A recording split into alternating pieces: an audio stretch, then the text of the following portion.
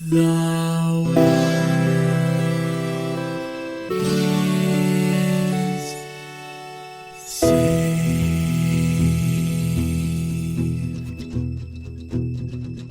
The living room's dark, save for light being cast from the big TV screen and the imminent sunrise that's teasing the one starry sky with whispers of morning. That sounds about right. That sounds exactly right. Yeah. That's and I got a note on that. We can't just jump straight to audio. Nope. That would be madness. Audio. So here's the thing about the audio on this game. I'm gonna mess with your bookmarks all over the place because now you got to bookmark audio and then intro. The chapter marker users are not going to know what's going on. So what did we play, George? We played Banjo-Kazooie. Oh, no, wait. That was the other one that had that horrible racial stereotype. We played Crash Bandicoot. We played the original Crash Bandicoot for the PS1. And this matters because, we're not totally above like riding the wave of what's going on in the public mind, right? Like we want people to find the show and enjoy it. And there's a new Crash Bandicoot game coming out really close to when this episode's going to drop. Also, the original Crash Bandicoot trilogy was remade last year? Pretty recently, in the last couple of years. But we went all the way back. So this is the original Crash Bandicoot for the PS1, not the remake, not the new one, Crash Bandicoot 4, It's About Time or whatever. This is the original Crash Bandicoot, which coincidentally was released in September of 1996. So actually also right around the time we are releasing this episode. Not bad. Yeah. So, just kind of, write to us, like hop online, like leave notes, all the normal forms to get in touch with us. If you think that for a nostalgia game, we should play Crash Bandicoot 4 because it's based off of the nostalgic game. Because if we can do that, then I got another thing that I'd like to do. But Lions won't let me do it because it's not nostalgia based. So if you want the answer to this riddle that I'm kind of nebulously putting out there, just get all of my peers, please, all of you, my peers, please use your pressure to peer pressure Lions into playing Crash Bandicoot 4 because I really need precedent to be set here. You are not a lawyer. Like you're just like if you could go out and do a bunch of things that would destroy your character, that would help me out a lot. It's good. And to be fair, precedent can only be set by an appellate court, so. Yeah. Yes. I mean, I know you knew that, but as with all of those things, this is just for the listeners. Yeah. So my nostalgia experience for Crash Bandicoot is weirdly bifurcated because I didn't own this, but I had a lot of friends that did, right? Because this is a game a lot of people who owned a PlayStation also owned this game.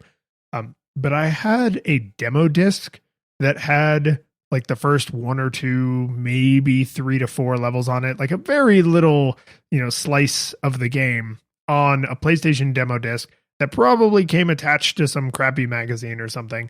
And weirdly, I have as many memories of playing that demo disc as I do playing the actual full game. And that's not a complaint, but like, that was a thing that didn't really happen for console gamers until the disc era, right? Like, I don't really remember there being demos on cartridges. Maybe there were, but I'm pretty sure there were not because they were way too expensive to produce. Companies didn't really want to get together in that way. But by the disc era, they were able to emulate some of the things we were used to on PC, and demos were a huge thing on PC. I played the crap out of Shareware Doom in its first 5 levels or whatever, right? And so, did you notice how that went away?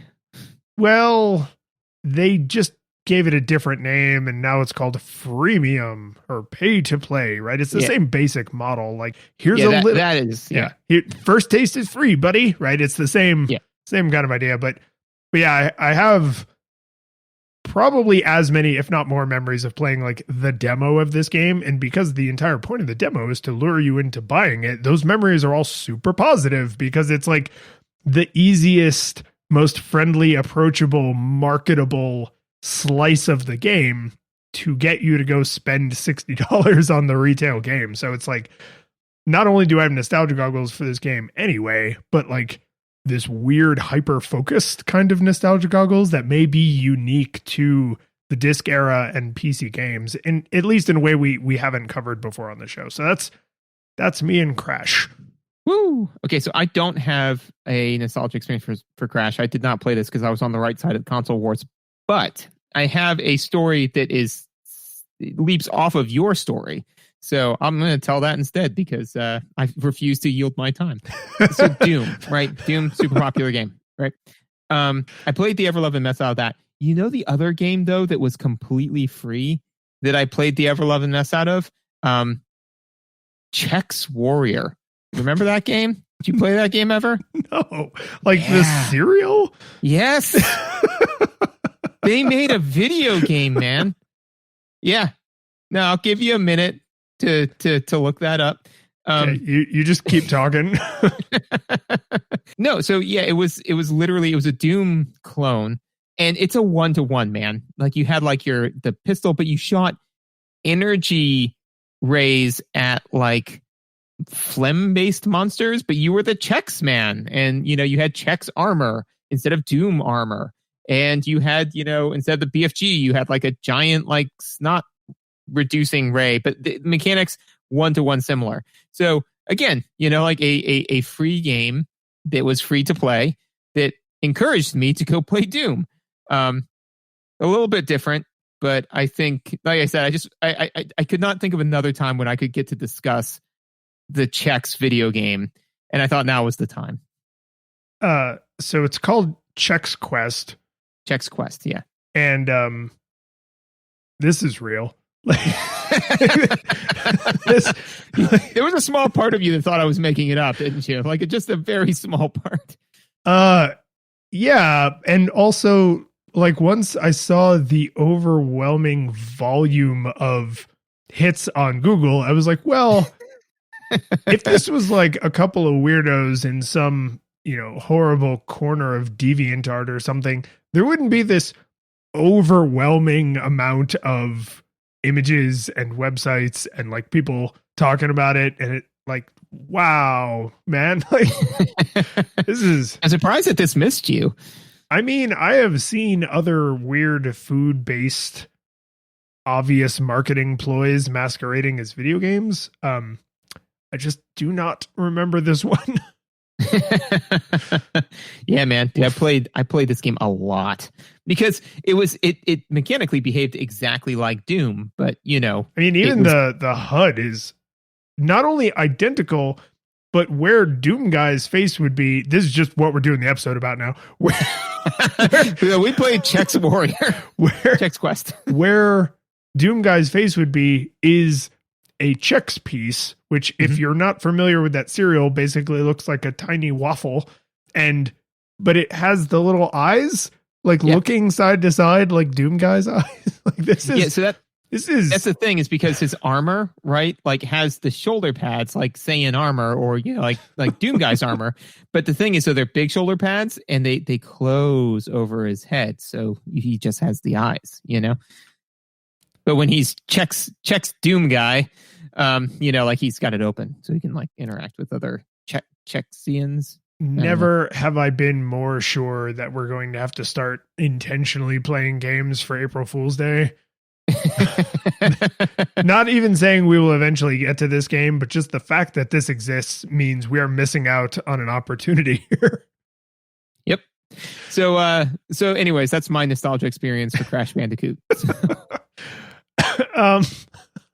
But I think the thing that I really like the most about Chex Quest is the amount of people who have like come together to like write about it on the internet, which is very similar to our community. So when people come and they write amazing reviews on the Apple Podcasts, on the Apple Store, when they watch you play Twitch, like when they come on Patreon and they give us money that way, like all of that is just fantastic, much like Chex Quest.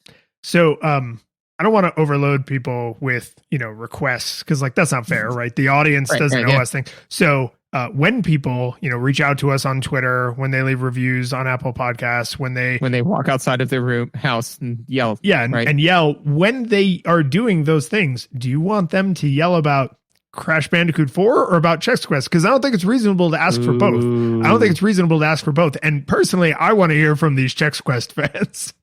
It's true. No, Crash Bandicoot 4. I really need this. I need the legal precedent.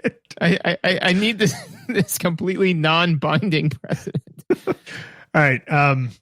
Gosh, I don't know what to do now. I guess we should probably talk about the visuals for Crash Bandicoot. We don't want to talk about the audio? Okay, visuals. I guess we should. So, yeah. So, okay, this is a visual in that it is one of the first visuals that hits you. But this fact hit me like a train, which is this is made by Naughty Dog. Yeah. Whoa. I would not have guessed, man. Like, as far as I'm concerned, like, Naughty Dog was the equivalent of a man who was just sitting in a room by himself eating saltines until he turned 21 and then came to a party. Like, they did nothing until they did The Last of Us. And then, I mean, well, I guess, what's the other one? The Nathan Drake? Uncharted, yeah. They did Uncharted, but that was it. Like, they just came together to do Uncharted. So when I saw that they did this game, I was like, really? Interesting. So that definitely colored like the way I approached the game. Because I just waiting for something terrible to go wrong.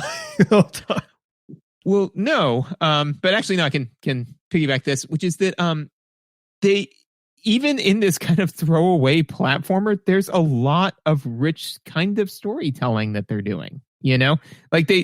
So like you can kind of see that they've always wanted to tell stories. This is just a zany, cartoony story, but I mean, all of the character models, all of the world that they're in, even the fact that there's this incredibly poorly rendered cutscene at the very beginning, basically kind of giving you the bananas plot, but all of it comes together really well in a way that Naughty Dog is known very well for doing, which is harmonizing gameplay and storytelling. They're even doing it here when the story is like bananas, but they're still doing it. They're still Naughty Dog. And I thought that was kind of cool. Yeah, it is very like evolutionary, right? Where this, like, I literally have a note for the visuals that says cartoons save low poly again, because a lot of early PS1 graphics and early N64 and early Xbox, like a lot of early low poly graphics, like they look bad, right? And they weren't that great then, and they certainly don't hold up. I actually really felt like these graphics don't only hold up, but this is one of the few examples where I think low poly almost goes unnoticed, because like the thing you interact with to get items are crates. And what are crates? They are perfect cubes. And what's pretty easy to render with triangles? Perfect cubes, right? Crash Bandicoot is like really pointy and weird looking, but it's because he's a Looney Tunes character. So he's basically a skinny Tasmanian devil. Like you totally instantly make your peace with anytime you see like a weird angle or a weird corner, because you're like, yeah, it's just what that thing looks like, right? And it's fine. It's basically always fine. And I suspect that Naughty Dog, even though this was either their first game or one of their very first games, but I suspect that they kind of saw forward and they were like, okay, these are the limitations we're working within. Let's make some decisions that aren't going to immediately date this, right? And they didn't do that decision correctly everywhere, right? Like he's very 90s, baggy pants, sneakers, like he's very Sonic the Hedgehog, right? But it's that kind of thing happens. But a lot of the architectural decisions they made in like how it looks is like you're in this made up place, right? So it doesn't date it. You're not in the USSR, right? Everything looks like a jungle and like the temples, and it's all like ancient, kind of ruins and things, which are like sort of evergreen. Ancient ruins don't stop being ancient ruins one day. So like all of that stuff is as valid today as it was in 1996. Agreed. I would say the one place where the low poly really kind of falls down, because you can kind of tell that all of the character models are designed as such to be okay with low poly, right? You know, like you said, Crash Bandicoot is basically a giant golfing tee, you know? I mean, like, yes. You know, so I mean, it's basically like, what is that? It's a big series of triangles kind of at the top, and then just a bunch of long triangles that come down, right? That character model works. The main bad guy, whatever his name is, he's got this like enormous oblongy head, right? Because what's really difficult to do? Spheres. What's really easy to do? Giant cylinders, basically, you know? The person that Crash is trying to rescue looks awful, in my own personal humble opinion. Because she's the princess, right? The damsel, and the damsel needs to be curvy, and they could not do curvy. You're right. No, they could not. She looks terrible. You're absolutely right. Yeah, and so that's the thing is, and she looks to me out of place because she is very humanoid. You know, like you said, she's supposed to look like a furry, basically. You know, like she looks like. I mean, she is a humanoid woman with a Bandicoot face. She's Candy Kong. She's what? Candy Kong. The girl Kong from Donkey Kong Country. I heard Candy Column, and I was like, I don't know what you're talking about. But yeah, she's Candy Kong. I mean, like they do this kind of thing a lot. Like, I mean, she's some of the Sonic characters before it got weird, or before it got really weird. I mean, like a lot of games do this type of thing, but I feel that it's very out of place. Kind of. I mean, first of all, saving the damsel dates the game. But if we threw out every game where it was, you know, save the damsel in distress, like, I mean, we wouldn't have a podcast. It'd be like, hey, they're all bad. That's not the point. But the idea though is that, you know, like I said, is that for whatever reason they said, you know, like, hey, not only does she have to be a damsel in distress, but she has to be a voluptuous woman. And it's like, no. If you had just made her like what I think would have been more in keeping with the theming of this game is if she was literally like Crash Bandicoot with like a Goldilocks wig, you know, like just one. I mean, it would have been cheaper for them, right? And it would have been funny because it would have been like, oh yeah, Crash has got to go save his hot girlfriend, or, you know, like whatever. She looks just like Crash because they're bandicoots. Like, I can't tell a male from a female Bandicoot, you know. So I mean, like that to me would have been more on point. So. But outside of that, I think that they did a good job designing the game around the physical limitations of what they could build, you know?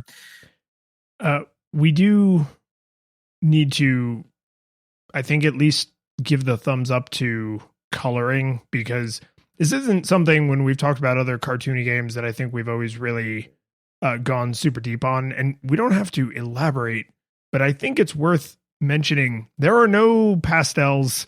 Right? Like every color is 100% saturation, but that really goes with the character designs and with the way like everything moves.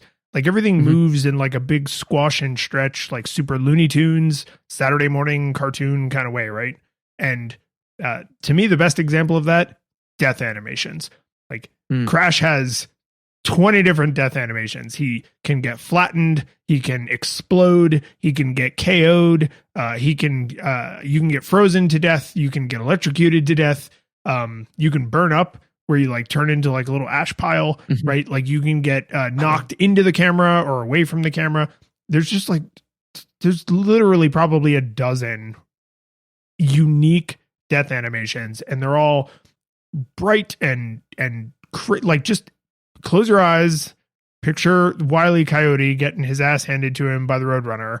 And it's like that. It's just these really expressive, and not just like, oh man, he died, so cool, but like emotional. Like in a lot of them, he like looks at the camera, or, you know, he makes a certain face or something, like as he's, you know, exploding or being electrocuted or whatever. So these really like emotionally expressive maybe this is where we should have seen the evidence of like, oh, they're eventually going to go into drama, right? This is comedy, but it's like they like playing with story and emotion, and they wanted to go big on that, right? And going big on drama is something very different than going big on Saturday morning cartoons, but they are ways for the storytellers to express like big emotions. And here there's just lots of bright colors and lots of zaniness, right? But it's like, it's fun. Like, I think this is the Looney Tunes more than some of the other games we've played that I think had that cartoony kind of feel, like an Earthworm Jim, which is like more like Ren and Stimpy, right? Mhm. Like playing Crash Bandicoot is like playing a Wile E. Coyote cartoon. Playing Earthworm Jim is more like playing Ren and Stimpy, right? And it's not one's better or worse than the others, but like if you want, you know, colorful, silly cartoons, like that's where you'd lean more Bandicoot. Gotta lean Bandicoot. I think too, one of the things that they did that I really liked, speaking of like the coloring, where you talk about like the saturation, is they did a good job with like the lighting effects. Because so here's, and from my seat, is that I was at first a little disappointed because I didn't feel like they had as much of a variety of worlds, you know? Like when I first jumped into this thing, is I was expecting like Mario 64, where like, yeah, there's an ice world and a sand world and an underwater world and a metal world. And I mean, like so many worlds, right? And I didn't really get that from this game. You know, I was like, oh, it's all in the jungle. Oh. And at first I was pretty bummed about that. But then I was like, okay, but they got to like, there's space limitations, you know, there's only so much that they can do reasonably on the disc. And there's also only so much that they can reasonably create as far as like a visual, you know, as far as visuals, like there's money, right? You gotta people pay people to do this stuff. And I doubt that Naughty Dog had the deep pockets that Nintendo had, right? So all of that being said is that they cut corners, or they were resourceful in their resource use, right, in a number of different places. One of them being they reuse a bunch of resources, but they make them feel different by coloring by literally just changing the hue of the entire stage, right? So, you know, you've got like overworld jungle look, right? And that looks a certain way, right? And it's kind of like a yellow kind of color. But you want to put them underground? They're using all of the same assets for the underground level. They're just blue now, and they put a couple of mushrooms in there. You know, it's exactly the same, but now you're underground. They did one where it looks like sunset, you know, or where there's a lava. Like those are various colors of red tinted. So literally by just changing the hue of the level, they they make it so that way it feels like an entirely different level. And I thought that was kind of clever. Well, Nate, you're totally right. It creates that passage of time, and it creates that like, oh, I'm in a slightly different place now, so it looks a little bit different, even though really it's recolored, you know, assets from before. And they do. There's the jungly kind of areas. There's the temple-y, like indoor areas, which are basically all black, so they don't really look like anything. And then there's the like factory kind of mechanical, like when you're at the end and you're in Neocortex, by the way, is his name. When you're in Neocortex's like lab, then everything is all metal and electricity and bubbling green, you know, vats of science. He's got to have given himself that name, right? No parent in their right mind names their child Neocortex and doesn't expect them to become a super scientist, right? I mean, maybe that's what they were after. Yeah, I mean, maybe, you know, like they were hoping that he'd be the next Rusty Venture, but you know, instead he became Dr. Neocortex. You know, I mean, you know, when you bet big like that, like sometimes you lose big. So it's, you know, but yeah, I mean, there's throughout the entire game, because I did manage to finish the game, and did you get the true ending? No. Get all the gems? No. In fact, someone on stream was just haranguing me endlessly. Like, you didn't. How did you get to the end without getting a single gem? And I was like, "'Cause it's hard." It's like, no, I mean, it's impressive. Because I mean, you were going for a 100%. and you did a 100% no gem run. Yeah, that's right. Yeah. And I would, frankly, I would like a little respect. Thank you. Exactly. It takes work to do nothing. That's right. But yeah, I mean, so you go through the jungle and then like into the temple and then like more jungle and like more temple, like more jungle. And then it starts to get mechanical once you're into the lab, and then it stays mechanical like through the end.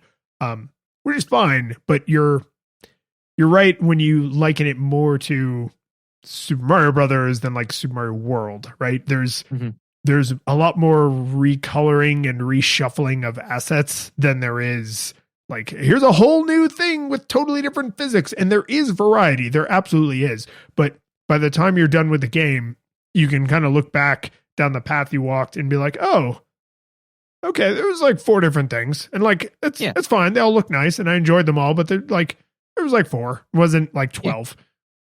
Right. And I'm used to seeing 12, but you know, 4's good. I think, so this is something that, and I don't have this idea fully baked. So here we go. It's almost a 2-dimensional in the way the visuals play, right? Which is to say that you're basically, first of all, it's a straight up obstacle course. I mean, like this is not Mario where they give you a giant open world to platform and play in, right? This is like you're running down this path, or literally sometimes they just go straight back to 2-dimensional side scrolling, you know? So I thought that was an interesting choice. And then when I was thinking about it, I was like, well, again, and I think this was probably as they're making the transition to the 3-dimensional era, you know, like what can we get away with and what can't we? Most of the challenges really only require you to move around on 1 or 2 axes at a time, like you would in a 2-dimensional platformer, as opposed to all 3 axes at the same time. You know, that is almost always true. And when it's not true, there's a really good chance you're going to die, but because it kind of catches you off guard. But that is an interesting way to think about it, that when they're doing this, what I called Z-axis platforming, where you're going directly away from the camera or directly into the camera, the corridor you're in is so narrow that the odds of you screwing up on that axis are not 0, right? It's far from impossible, but it's nowhere near the huge, you know, panoramic area of screw ups there it was in like a Mario 64, where it's like you can go this way, that way, every other way. Right. And so it's that you, not only do you not have that great area to go with, right? So like, let's say you've got the Z-axis is moving like away from you. So you move obviously up and down that, and you can move up and down on the Y-axis, right? But the X-axis, the game does not necessitate that you move along that almost at all. Like you can get along with just... Yeah, it's very little. There's like the one level with the boar where you have to like dodge stuff left and right, but then you're not controlling the Y-axis in that one, actually. Exactly. Yeah. Yeah, you're only controlling 2 axes at a time. Yeah. So that's and because I was going to bring that up, right? That's the thing. And that's one of the differences in kind they do, right? Because they say like, okay, we're going to take away your ability to control the Z-axis, right? But we're going to give you more stuff to do on the Y-axis. So again, I thought that in a very clever way, by limiting the visuals, gain direct control over the fact that unless you've got a decent games literacy and are literally looking for stuff like this, you're unlikely to notice the fact that they're doing literally a third of the lifting for you. Yeah. And this is really blowing my mind, because I'm now thinking of a few spots in the game that I thought were really awkwardly, unfairly designed. And it's because most of the game, they were only asking me to do 2 things. And then for this one moment in a level, or for this one, set of obstacles, they were suddenly asking me to do 3 things. And so like in one of the last levels, when you're like almost up into Cortex's lab, it's a side scroller style level, right? So there is technically a Z-axis, but you don't really do anything with it right up until you do.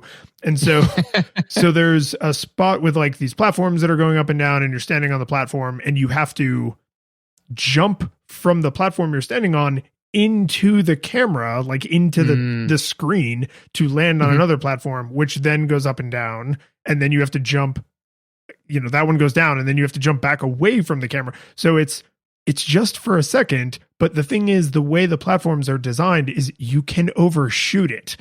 So this whole level, you've only been having to deal with the X and Y. And then for this, literally like these 2 or 3 platforms, 90% of the way through the level, they're like, okay, but also Z. And it's like, no, not also Z. If you're going to also Z, you have to get rid of X or Y. Like not also Z. And those moments felt so cheap when I died. And I didn't, like, I was aware, like, oh, they're making me do this thing in and out of the camera, and it's really annoying because I don't have like the right perspective on it. But it didn't occur to me that it's like, oh, they're also asking me to do 3 things when they'd only been asking me to do 2 things. And when I was thinking about my notes for the camera, I was like, oh man, there's no way to talk about Z-axis platforming in the visuals without talking about how it affects the game mechanically. But to me, this belongs in both because this game has such a bizarre look, knowing what we know now that Z-axis platforming did not have any future, right? Like, right. No other games besides Crash Bandicoot series and maybe some Crash Bandicoot ripoffs were like, yeah, going in and out of the camera directly. Everyone will love that. Right. Yeah. And so they still do the kind of the smart things with the visuals to, help with the platforming, like the shadow, helping you time jumps, things like that. They don't, again, also too, it's third person, not first person platforming, which has died its 1,000 deaths, like any game that was like, no, it's gonna be first person and it's gonna be platforming. You're like, if a game is doing that, they've got to be solely doing that. It's like when a sushi restaurant also sells hoagies. I'm like, I only want you doing sushi, please. Yeah, one of those. Please pick one of those. Yeah, please pick. They have a place that's like hoagies and wings and like 3 or 4 other things. I'm like, yeah, it's fine. Like hoagies are pretty straightforward. But if sushi's on there, I'm like, please focus on sushi. So if somebody's like, I'm going to do first person platforming, it's like, what do you mean? It's like, no, I'm going to do this portal mechanic that like it's going to be wild. It's going to blow your mind. I'm like, okay. But it's all based around this one thing, or it's like that's gonna be based around parkour, and I'm gonna like really focus on it. It's like, okay, I can do that because that's the one thing you're doing. But it's like, no, we're gonna have RPG mechanics, and we're gonna have like these like cool multiplayer mechanics. Oh my god, multiplayer would be like the buffalo chicken wings, like of sushi restaurants, right? Because if you got a sushi restaurant that also does buffalo chicken wings, like red flag, So, and that relates back to Crash Bandicoot somehow, I'm sure. In some way. No, I think because I as I was playing the game and as I was writing out my notes, I was just like, I'm so like my modern games literacy makes me immediately balk at the Z-axis platforming. But if you actually look at it in execution, like you think about the visuals, right? All of the jumps are basically perfectly spaced. It's not never, but it's very seldom that they ask you to short a jump, right? Most of the jumps you have to make, especially early in the game, are jump as far as you can jump. So you just have to time it right, but you don't have to also judge the distance, which would be hard to do when you're looking down a tunnel or when he's coming toward the camera, because that also happens in the first half of the game pretty frequently.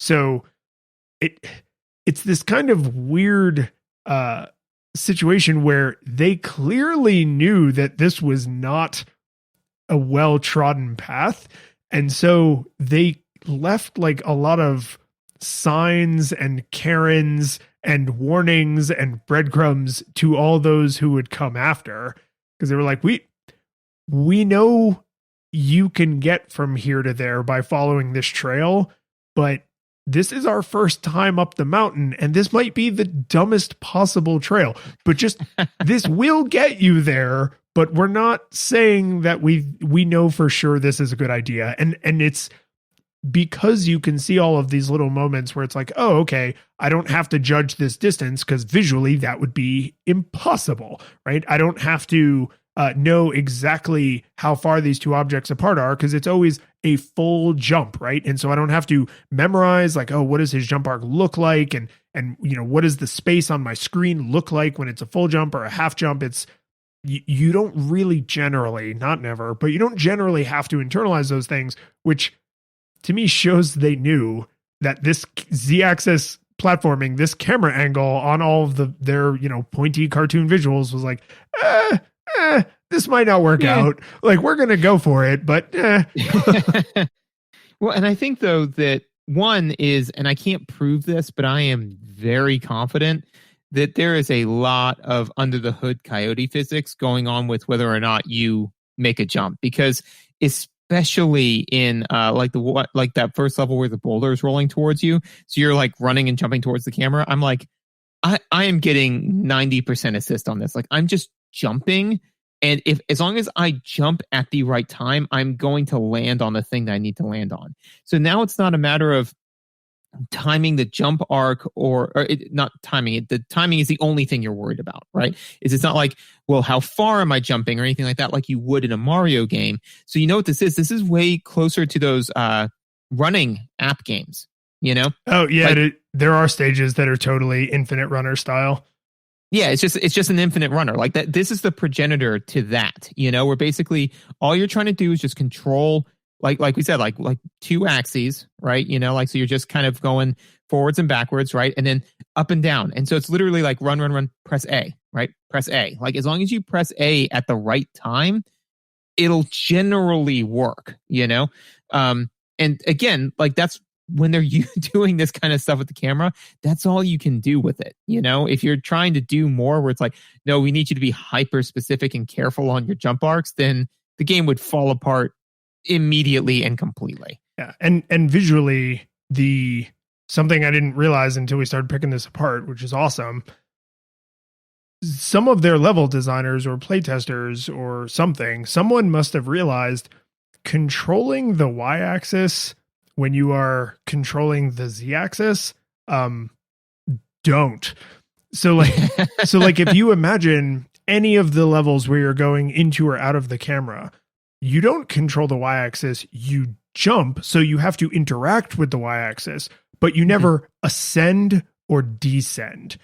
And then the levels that are traditional side scrollers where you're controlling the x-axis, those are the levels where you ascend and descend, because trying to ascend and descend while you're also zooming in and out would be awful.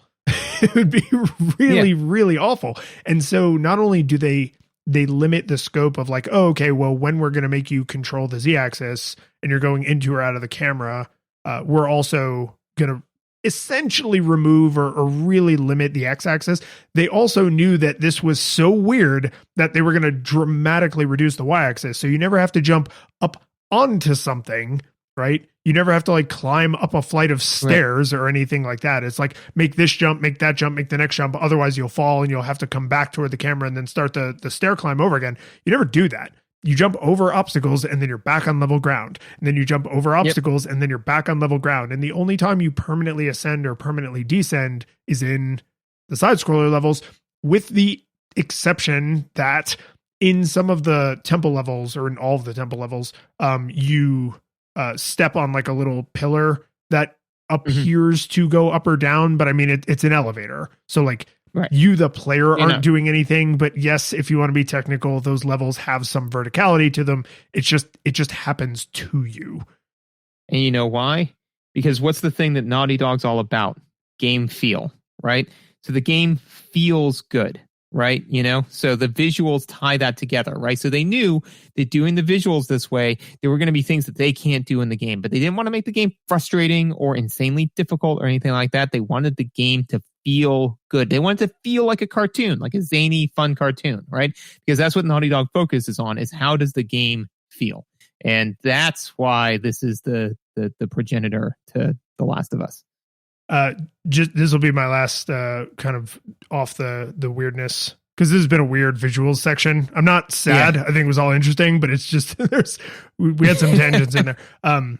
In Uncharted 4, in the very beginning of the game, you're in your house, apartment, whatever, with your partner, and you can sit down at an original PlayStation and play Crash Bandicoot. So you can literally control Nathan Drake playing Crash Bandicoot on a PlayStation in his home.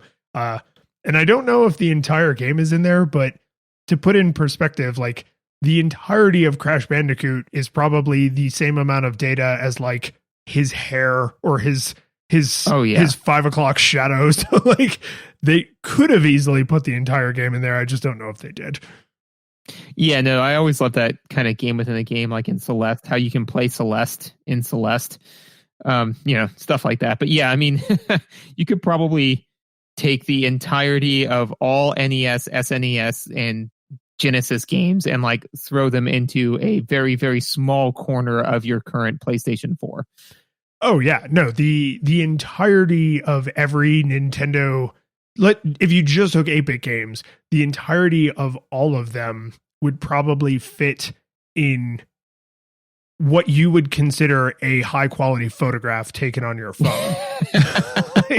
and I'm like, I don't think that's an exaggeration, because like modern cameras take ridiculously high quality photographs that are like multiple megabytes, and those old games were measured in kilobytes. So like, just unbelievable. But anyway.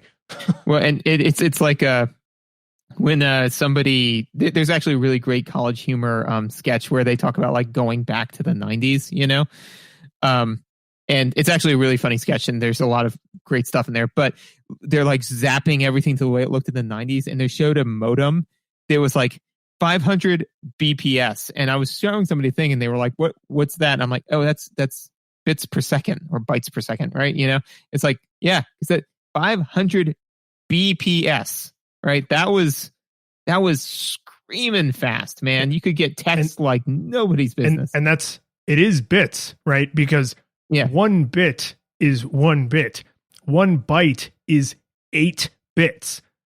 Right. So this is something like when people are like, oh, well, I have a megabyte, down, like that's what I get from Comcast. And it's like, no, you have 10 megabits down, which is an eighth what you think it is.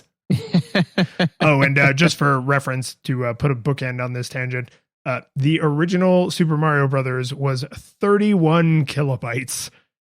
Woo! Yeah. Yep. Yeah. Audio. Yeah. I love the music in this game, man. Music's great. It just again, if we're talking about game feel, it feels right, and it feels awesome. And yeah, I can't pick it apart like you probably can, but I mean, I was literally humming this song most of the time I was playing it, because it's fun, it's poppy, it's catchy. They do everything in their power to also make it sound like a Saturday morning cartoon, right? It's more atmospheric than hummable most of the time. Like you wouldn't probably just walk around whistling these jaunty tunes the way you might whistle, like Mario music or Final Fantasy or Mega Man music and stuff. And I don't think that that's bad. I like that they erred a little bit on the side of atmosphere, because a lot of games are afraid to do that. They want to write, the next Super Mario Brothers theme. And so everything has a melody, and these songs have melodies, but they're also kind of like to put you in the mood, right? You were talking about the coloring of the levels, and the music also has a kind of color to it, right? There's the levels where it's the middle of the day are like the kind of most awake, and then the levels at sunset are like a little bit more subdued, and then the levels that are like in the temple are like way more quieter, and it's more like water dripping, things echoing kind of noises, and they all have melodies. They are all songs. It's not just noise, but they're not toe tappers, but they're in situ. They're incredibly enjoyable, really fun, like lighthearted, atmospheric kind of music, just like you would expect.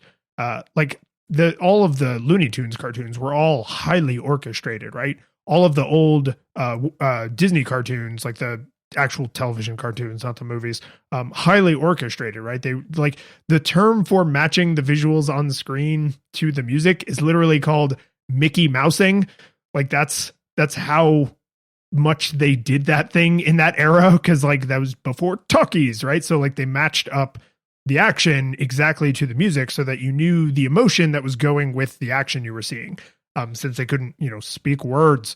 And this is, to me, more on that side, right? Like, I know what to feel and I feel it at the right time, but I couldn't sing any of these songs to you right now, even though I spent many, many hours listening to this music. So two things on the music is one, you mentioned Looney Tunes, and I'm really proud of myself for this, which is literally, while it's still giving you the disclaimer, right, is I know that they're trying to emulate Saturday morning cartoons and Looney Tunes, because that sound that they make at the beginning is the exact same sound, that like right before that end part, but that lead in kind of string thing, it's used right at the beginning. So I mean, like, that has that cartoony feel to it, which is amazing. So I was just proud of myself because I never have that specific of a note. That sound, I think the technical term for that would be a glissade, but it's like a whole orchestra glissade where like all of the instruments are going, slide. It's French for slide. It's like, right. And that has, like, your brain, if you grew up watching any of those kind of cartoons or anything, like, your brain just goes, this is a fun cartoon. Like, you don't need any other information. In fact, if the entirety of The Last of Us followed that sound, you would constantly be waiting for it to turn into a fun cartoon, because you're like, your brain just knows that anything that comes after that noise is fun cartoon. And so I think it's a testament to how that noise is used in no other situations, that even to you, that was glaringly obvious. Yes. Yeah. No, when I heard that musical Lestat, I was definitely like right on top of it. But then also too, like, I would say that the main, at least the title theme, and it comes up a few other times, song is definitely hummable. The do do do do do do do do do do do do do do do do do do. Oh man, it's good. It's good. Good music. Okay, so that was nice. That was fun. we got to talk about the witch doctory. Like, I don't know how to discuss this appropriately culturally, in the sense that, like, I do not know enough about the culture that this comes from, the region it comes from, to discuss this in a way that, like, in a truly educated fashion. What I can say is that this doesn't feel culturally appropriate. Like, anytime when you have witch doctory stuff, it feels like we're kind of making fun of indigenous people. Literally, the fact that in Banjo-Kazooie, the fact that it was like, like whatever, and it's got that exact same kind of noise here. I'm like, that right there, that did not age well. And the fact that he's like your second in command, like, he's your power up that stops you from getting hurt. You hear it a lot. Yeah, it's your mushroom. Yeah, exactly. It's your +1 hit point. Yeah.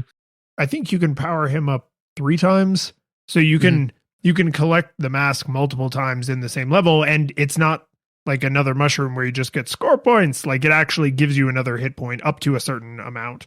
And then I think after you collect the last one, you get a brief window of invincibility. So that's how they give you the superstar mechanic, right? Like, not everything is a ripoff of Mario, but it's hard not to relate it back to that stuff, right? So, you hear the hooga booga booga, like, you hear that a lot. Yeah. I do not in any way disagree with you that this is clearly a bizarre cultural stereotype that somehow hung on way into our lifetimes, right? It's not like this is from the 1920s when there were still minstrel shows and stuff. Like, we were alive. Everyone listening to this right now was probably alive when this was considered a totally normal and fine thing to do. At the same point in time, like, when you do something culturally insensitive, it ingrains it. People are like, oh, well, come on, it's fun. Like, it's just like, it's not hurting anybody. Yeah. But it is. But it is. But it's bad. The sound effect that goes with it is very similar to, like, we call barbarians because, when they talk, it just sounds like bar, bar, bar. Like, that's, the etymology of the name. Like, so it's like, oh yeah, that's what these people sound like, and it's like, no. And again, this is one of those things where anybody who creates art is going to let their own biases come in. And that can just be ignorance, like, so in the same way that, like, if somebody came to me and said, like, hey, listen, you said thing A and that was top to bottom wrong. I'm like, oh, dude, I'm sorry. Explain it to me. And I don't know if this persisted in later Crash Bandicoot games, but yeah, it was just something where I was like, ooh, come on, guys. So what? Like we get it, but what is the mask? Its own thing, and the sound effect is part of it. Yeah. So again, like, just because it's not the worst thing doesn't mean it isn't bad. I didn't mean to make all sound about that one sound effect. The one other thing I've got for audio is I really do like the apple sound effect. It is a very satisfying sound effect. Oh, the like biting, slurping. Yeah, it's good. It's they're wumpus fruit, wampum fruit. I think it's wumpus fruit. They're apples. They're mangoes. Apples. Hey, can I just get some coffee? Beer. Coffee. Beer. C-O-B-A. Apples. Yeah, but no, that sound is just, I don't know. It is so good because it has that right kind of like, it sounds like biting into a brand new apple. It makes me want an apple. Like literally as I was playing this game, I was like, I want an apple because the sound effect is so good. So, there are good sound effects that I like the apple sound effect. So, do you have anything else for audio? No. Okay, because I have a sound effects note that leads pretty cleanly into mechanics. So, when you smash open a crate and there's a bunch of wumpus fruits, mangoes, apples laying there, spinning and floating, like looking all seductive and delicious. You can grab them by just like smashing your face into them, and you get the crunchy slurpy noise, which is super satisfying. Or if you ABS, always be spinning, you can knock them away, and then it makes a like very Looney Tunes, like just knocked it into the stratosphere, kind of, like when you miss like in old westerns when they miss a shot and it makes all like pew pew, like it's back when they used to shoot actual bullets at people. Yeah, back then. So it's a super clear, crystal clear way to let the player know you didn't pick that one up, you didn't get that one, you spun into it and you knocked it away like an idiot. And you can knock away the mask, you can knock away one-ups, you can knock anything that you can pick up, you can also spin into it and knock it away. And it makes that like sound effect every single time. And so I learned to hate that sound because it meant I had screwed something up. But then I learned to love that sound because it was the thing that made me stop spinning. Like because the visual, it goes flying so fast. And so you could maybe not notice, especially if you're doing tricky platforming, like not necessarily notice, like, oh, I have not been picking up any of these mangoes, and I haven't been picking up one-ups, and I haven't been picking up anything because every time I open a crate, I keep spinning, and I've been knocking it into oblivion at like 1,000 miles an hour. So the fact that little sound effect was there to remind me, like, hey, you screwed up again. Yeah. Hey, you're still screwing up. Stop screwing up. Is this not clear enough? I feel like it's pretty clear. You should probably stop. You're going to die. Like that. Behold the field where you screwed up. that sound effect was definitely the linchpin that taught me to play the game differently. Like I honestly believe I would not have been able to internalize playing the game differently, like not spinning into collectibles without that audio feedback, because it's punishment, right? It's not audio feedback that allows you to make the right decision. It's audio feedback that tells you you have just recently made the wrong decision. Right. Things just got real. I thought things were already real. No, things have become real just recently. Yeah, so gameplay. Here's the thing. You can do two things in this game. Spin and jump. And that's good. Because, again, this is the era where they didn't really, we stand upon the shoulders of giants. They didn't have Z targeting. Z targeting didn't exist yet, right?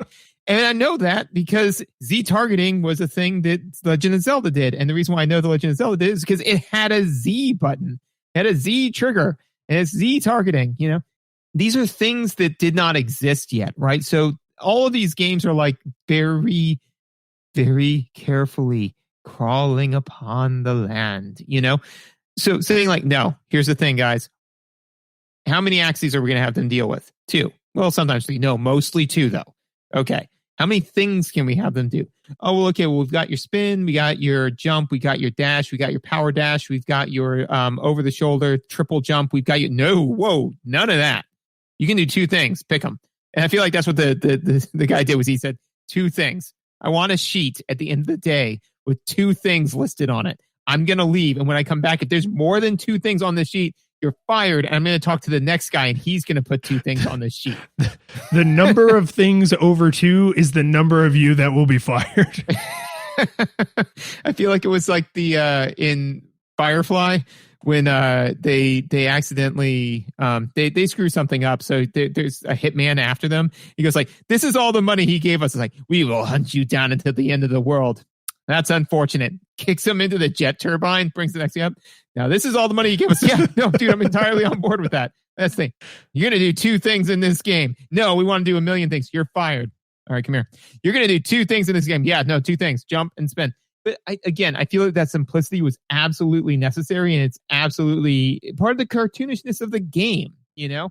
So, yeah, good on them for not making me do a whole bunch of weird stuff because I would not have handled that well. Well, and again, this like it really shows that this is the most self-aware fish on land of all the fish on land that I think we've ever been exposed to, because the more I played and the more we've been picking this apart over the course of the episode is I'm realizing that you can technically control your jump arc, but it's so little as to almost be useless. Like you have to realize you jumped at the wrong time or in the wrong direction basically immediately, right? It's not Castlevania where you buy an engagement ring for that jump arc, but it's close, right?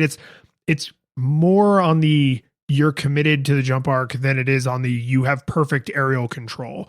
The spin, there's no way that I'm aware of to abandon the spin. And when you're spinning, you cannot jump.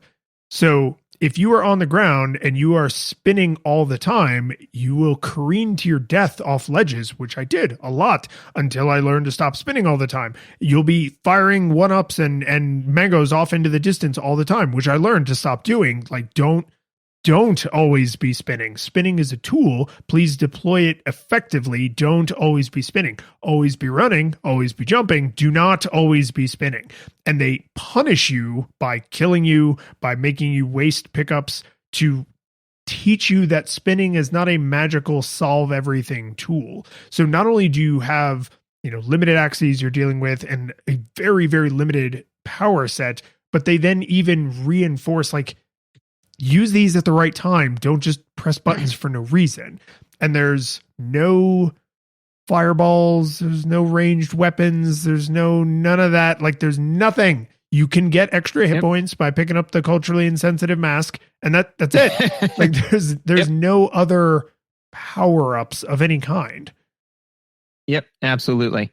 One of the other things, and also too, to that point, is it makes it really easy to figure out what you need to do in puzzles. Because the first time I got to one of those spinning platforms where you have to spin at it to spin the platform, I jumped over to it and I didn't make the jump. And I'm like, well, that's half of what I can do. Let me try spinning at it. And then that worked, but I didn't spin like with Ocarina of Time where I'm like, okay, all right, I'm in this room. Which of my 50,000 things that I have in my inventory can I use to do this? Don't get me wrong. I like Legend of Zelda, or at least I remember it fondly. Anyways, but so we got, but yeah, so that's good. There's only 2 ways, right? Okay. You burn through lives super fast in this game. So fast. And I feel that that's actually good in the sense that it is very on point with this type of game, right? I mean, how often does Wile E. Coyote die? How often does Daffy Duck get his face blown off, literally? So I was on board with that. I was like, yeah, let me just die. I'm going to die a whole bunch. The save mechanic and the cycle time is bananas weird, right? Because the only way you're allowed to save is to get to a bonus level. And I have never, ever seen anything in a game like that before, or since. Saving in this game is the most polar experience of saving in a game, because first off, this game has memory card saves, which is what I used and what I assume you used. But then it also has a password system. And the reason they did that is because they knew that a lot of people were getting their first console that required a memory card, and that their mom and dad might not buy a memory card for them because they might not know that they need that, right? So, like, I knew kids who owned PlayStations and did not own memory cards because their parents just didn't understand that that was a thing they needed to play the game, because the Super Nintendo didn't need that. It's like Genesis didn't need that. What do you mean you need another thing to plug into it? And I'm not like, it was new. They didn't understand, right? If you're not a technical person, it would be easy to just be like, it's a rectangle, you plug into this other rectangle. What are you talking about? So they included a password mechanic. So every time you could save to the memory card, it also shows you what the password is. So you don't have to pick and choose. It gives you both, always gives you both. And then that way you can play the game as if you were saving, but using the passwords. And yet, these super thoughtful people who had the sense of mind to bake that into the way they built the game, which also meant there was other things that they may have wanted to do that they couldn't do because they had to make sure that you could save via password, which limits the kind of complexity you can have in your game. Metal Gear Solid cannot have a password-based saving system. There's just way too many variables, right? I mean, I think they probably could, but it'd be like a 72-digit alphanumeric code, Well, and knowing Hideo Kojima, he'd be like, "Oh, it's my DNA sequence." And so you have to find me in the world and then draw some of my blood. Yeah, no, it would be it would probably be something where it's like they say, "Okay, we got this password system. It's 72 characters, it's alphanumeric, but we finally did it." And he's like, "Okay, but the sum of the square roots of each character represented as a number must be equal to pi." And it's like, what? And it's like, well, now it has to be 5 times longer. It's like, I stand by it. I don't care. That's what I want. That's what I want. But so those same people who were so incredibly thoughtful about this and that player experience, right? The game feel. What does it feel like to play this game? Do I ever feel like all my progress is going to be lost? No, I don't ever feel that way, except getting to where you can save is a platforming challenge. You have to first collect 3 Dixie Kong faces or Candy Kong faces, and then you go into the bonus stage, and then you have to survive the bonus stage, which as you go throughout the game is not a foregone conclusion. There were times I fell off of the platform in the bonus stage and did not get to save and was super sad. Like, it's... I honestly can't think of another game I've played where like you can fail at saving. Yeah, like saving is a chore. Like once you get to the what would be ostensibly called the save area, that you're not done. Like it's the EA games of saving. Like it's you think you're through it and you're not. So that I thought was completely antithetical to the game feel, because I was having a blast, man. I was dying left and right, but I didn't care because it was fun, Like I missed the platform. I was like, and the thing is, there are checkpoints within the level, right? So I'd like hit a checkpoint and I like run and like I die. I'm like, I died. I got flattened. I got flattened. Wile E. Coyote. Okay, run. Oh no, I drowned that time. All right, whatever. Run. I was like, well, I ran out of lives. Oh, I've been kicked back substantially far, and I was like, I don't really want to do all this again. This feels stressful, I don't really want to play this anymore. It was definitely like a quitting moment, where I was like, and it wasn't a rage quit. Like it was like, I would love to continue to enjoy this. I've already enjoyed this part of it. I would like to enjoy the much, much more that this game has to offer. I was having a good time, but now you're like forcing me to go back and play a bunch of the game that I've already played. I felt that this game would have benefited, and I know I always go back to this but like it felt like it should have the cycle time of Celeste, where it's just like, I died. Try again. I died again. Try again, man. Just keep trying until you get it, But no, it is like that until you run out of lives. And that completely changed. Now it's like survival horror, and these lives are the small amount of food that I have to carry me through. Completely antithetical to the experience, which just floored me that they did it that way. Yeah, and to your credit, when they remade this game quite a bit later as the Insane Trilogy, there were two major differences. One for which it was universally praised, and one for which it was universally panned.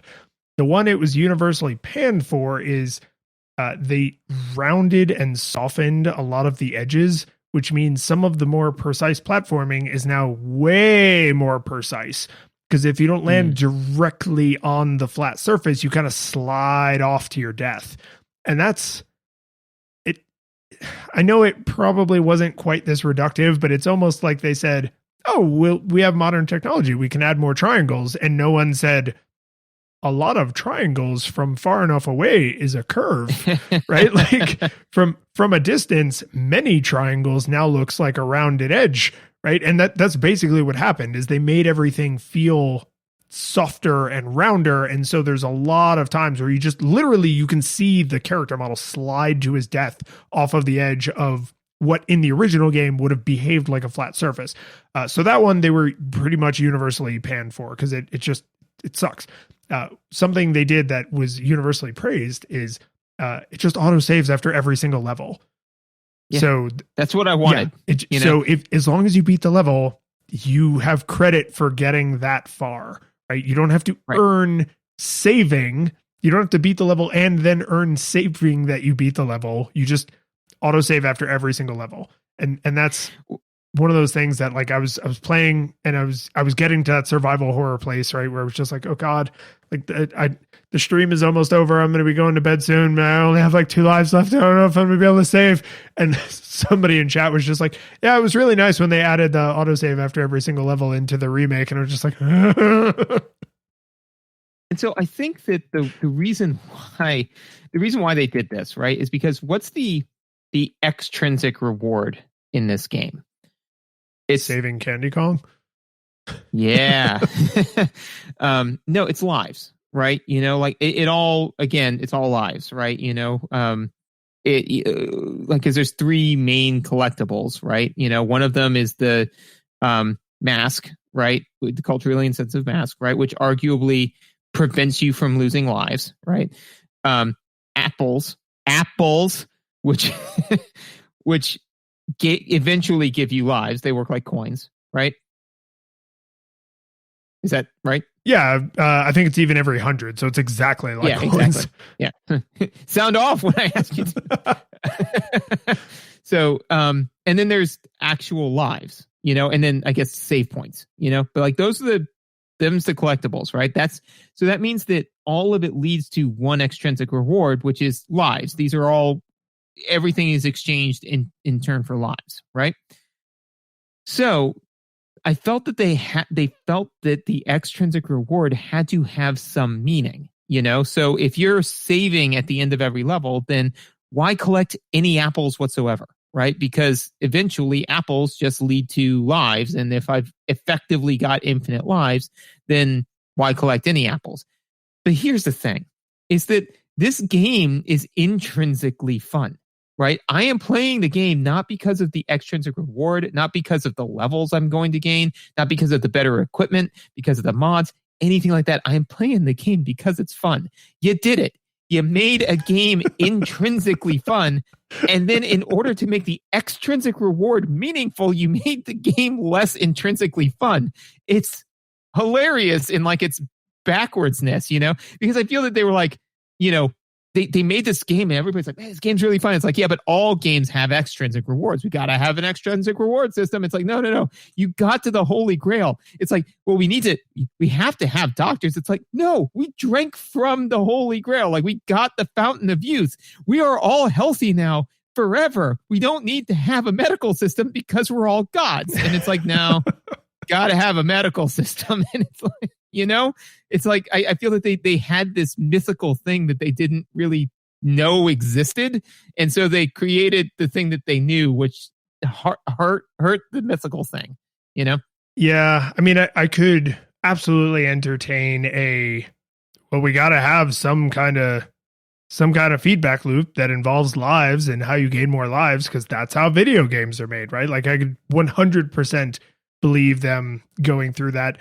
I could also entertain, like, they couldn't have a save after every level without making the password system burdensome, because now they would have, because there are some levels you can't save in, right? Not every level has bonus level accessible from it. So there are more levels than there are bonus levels, which means if it saves after every level, they would have to give you a password after every level, because they very generously didn't think everyone would have a memory card. So like, it's that feels really straw graspy. Don't get me wrong. I'm sure it was way more like, oh, gotta have lives, gotta have lives, gotta have something that you collect 100 of, which gives you another life, right? That's because it's video gamey. But it's also something that they immediately recognized sucked and abandoned, right? Just like, hey, how do people feel about Z-axis platforming? Not good. Okay, could we squeeze like two more games out of this? Two more games? Okay, and then we'll stop. Except for the new one. Actually, yeah. I don't know.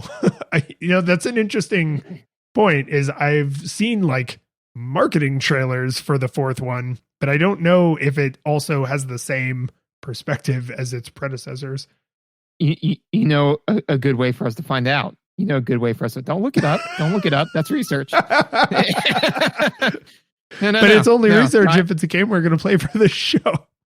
And exactly. So that's what. So if you don't look it up, then it's definitely a game we're going to play for the show. So don't look it up. Stop it! But yeah. So, anyways, did not like the lives and the continues, and yeah, I mean, possibly it would make the save conditions. No, dude, more... that's so. You don't have to try and defend that. That's so. Okay. That's so strong. Like, do I have to address this? But anyways, that was kind of the bulk of my stuff for gameplay. I mean, I've got more little stuff, but that's the meat of what I had. Yeah, no, I think we can ask whether or not we thought it hold up, and do it. Start your feelings. You know it to be true. Yeah, I mean, for me, I was not totally shocked to find, like, I don't think you need any nostalgia goggles for this game.